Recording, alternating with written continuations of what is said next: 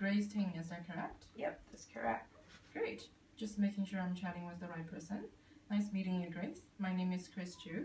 I'm a registered nurse specializing in mental health. You're here referred to me by your family doctor, Dr. Smith. And my responsibility here is to help you establish your mental health goals, address your mental health problems, and we'll work together, ultimately achieve your long-term goals.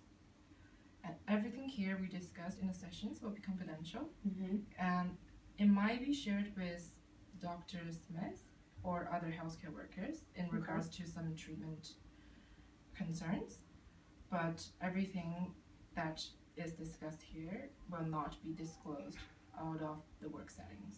Okay. Today's session is just going to be about 10-15 minutes. It's just going to be a basic background interview, so we get to know each other and you can share some of your background with me.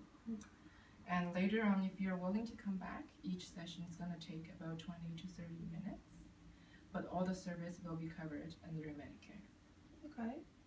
Okay, well, before we start, can I offer you something to drink? Tea or water? No thank you. I'm fine at the moment. Okay, all right. So Dr. Smith mentioned in the referral that you are struggling with substance use. Is that correct? Yeah. Well, he just mentioned something really brief in the referral. Would you like to give me some more detail about it so I get to know better about your current situations?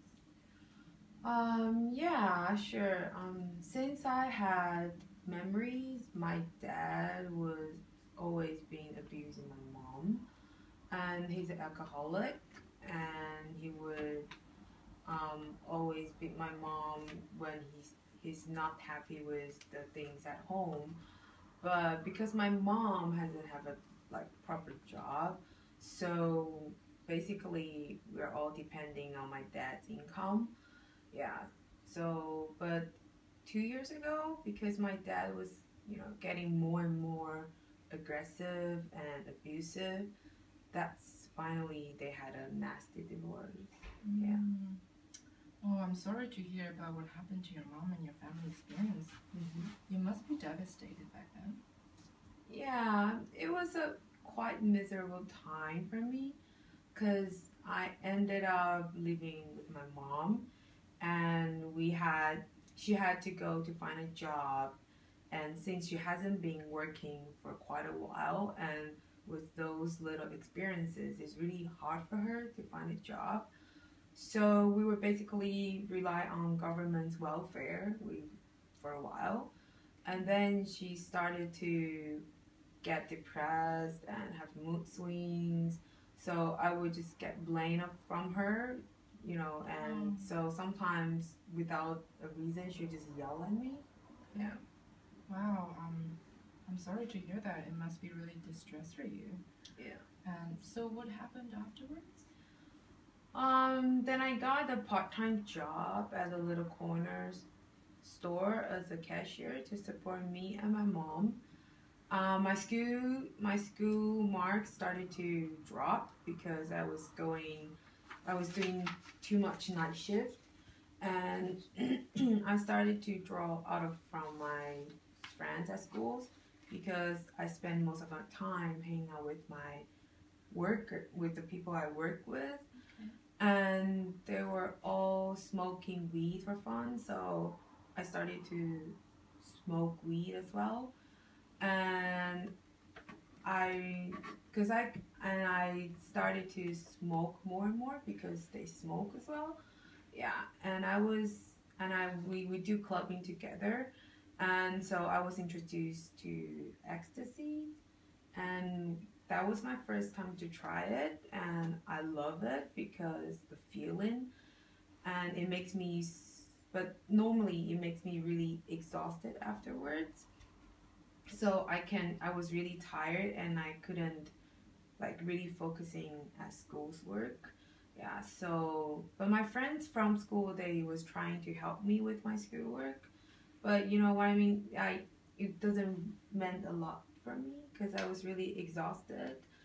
And Yeah, and later on, I made more friends from the club, and I started to do narcotics with them, and I enjoy the feeling, but I was always looking for more excitement.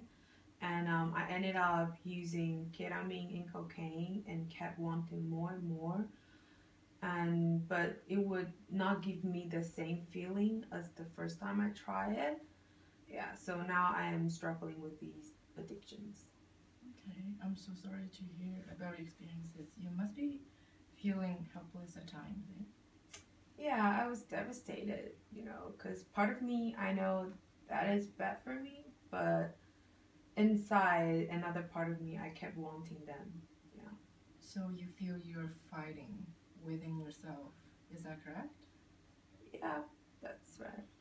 Oh, I'm so sorry to hear that you're suffering. So just to sum up from what you told me, Mm-hmm. you've been using weed, ecstasy, Mm-hmm. narcotics, and ketamine and cocaine at the same time. Is that correct? Yeah, it is. Okay. Where do you normally do it? Where do you normally use it? Either at my friend's house or in a club. Okay. So you're saying you always do this together with your friends from work? Is that correct? Yep. Okay. Are you still friends with your classmate from school? Yeah, we're still friends and we still spend some time together occasionally. Okay. So what do you normally do when you occasionally meet up? We watch movies or sometimes shopping. Okay. But you don't do drugs with them, do you? No. Okay. Do you have any cravings at all when you're hanging out with your friends from school?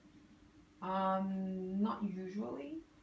It is at the night times when I hang out with people from work, yeah, and when I have arguments with my mom, I just crave for something to relax, to chill. Okay. So according to that, your drug addictions get worse when you're hanging out with friend or when you're getting stressed out. Is that right? Yep. Okay. May I ask you, how do you feel? Like, what kind of, when you have your cravings, what kind of physical experience do you have? I normally feel cold and about to throw up, and my heart beats super fast, and I have headache, and normally I will have goosebumps all over me, and I was really, really shaken. I just feel really unwell, and I want something, just do something to calm myself down. Hmm. Okay, I'm sorry to hear about your terrible physical experiences. Mm-hmm. Sounds like you feel anxious, nauseated, and cold chills with your cravings. Yeah. And what about your behaviors? Does that change the way you behave at all? Yeah, I tend to be more irritable or short-tempered. Neither sitting nor standing makes me feel more comfortable. And I yell at customers and tend to break something, and I also get emotional sometimes. And it happens to me a few times yelling at customers, so that's why I got fired recently. Oh, I'm sorry that you lost your job recently, Yeah. and I'm sorry for your behavior, emotion changes. Mm-hmm. But when you're experiencing those episodes, can you tell me during the cravings, do you have any mental experiences such as like having some strange thoughts or seeing images at all? Not really. I just feel in my head desperately need for something to relax. Okay. Is there any specific triggers that triggers your cravings at all? Let me think. I think loud noises triggers the cravings because as soon as I heard loud noises, I would start to feel the cravings. And for now, it is like even worse. Like when I hear the honking traffic, Okay. my cravings would just come up. All right. Okay. So you're saying persistent loud noise or music are your triggers? Is that correct? Okay. Is there any particular type of music that triggers your cravings? Something with really fast beat, like techno or heavy metal. Okay. And during those episodes, have you ever had any suicidal thoughts at all? Not really. But I do feel suffocating at times and need something to make me feel better. Okay. What about some thoughts about harming others? No, but I don't like people get around me because it really annoys me and makes me feel anxious. Okay. I'm sorry to hear that you're going through all this. May I ask you how long you've been using it? Year and a half now. Okay, so shall we say that's about 18 months? Yep, you're right. And how often do you use? When I first started, about once a week, and now if I have money, I would do it every other day. But since I lost my job, no income, I can't really afford it. So that's why I've been experiencing these horrible feelings, and I really hate myself getting into this mess, and yet I can't stop at all. Okay. I'm sorry to hear what you're going through at the moment. It sounds very difficult for you. Mm-hmm. Is that why you're seeking for help? Because you wanted to get away from these horrible feelings and just get your normal life back? Yeah, good.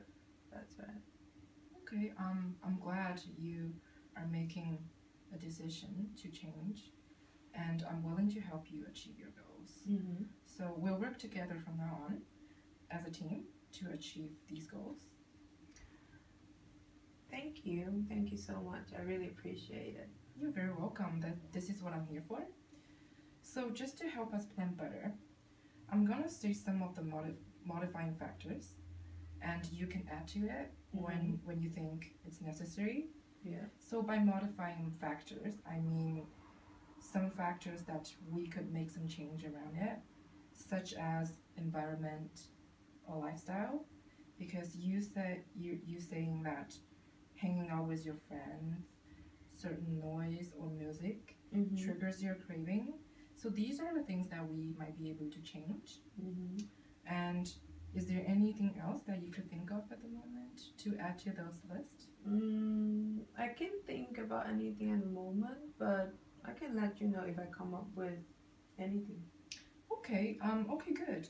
Just keep in mind every time when you come across something that you think could help us eliminate some of the thoughts that you have, and let me know. And to help you remember, you can even write them down and bring it to our sessions. Okay, I will. Okay. The next thing is that I'm wondering is if there is any medical conditions that runs in the family, such as heart disease, blood pressure, or are you on any medications for those issues? No, I don't have any of that. Okay. Is there any other medical treatment that you're currently undergoing or in the past? No, I don't. Okay. All right. Is there any family history of medical conditions such as depression or mental health issues that runs in the family at all? Not at all. Okay, good to know. I think this is it for today's session. Thank you for sharing your past experience. I really appreciate it, and I'm sorry to hear what you've been going through. But we're working together, and we'll make some changes. Would you like to come back next week for another session? Yeah, sure. Okay, how about next Tuesday around 10 a.m.? That's fine with me. Sounds good. Well, meantime, if you have any worry or question or concern, feel free to contact me or bring up to my attentions. Okay, I will. All right, so I'll see you next week. Thank you. You're welcome. See you next week. See you next week.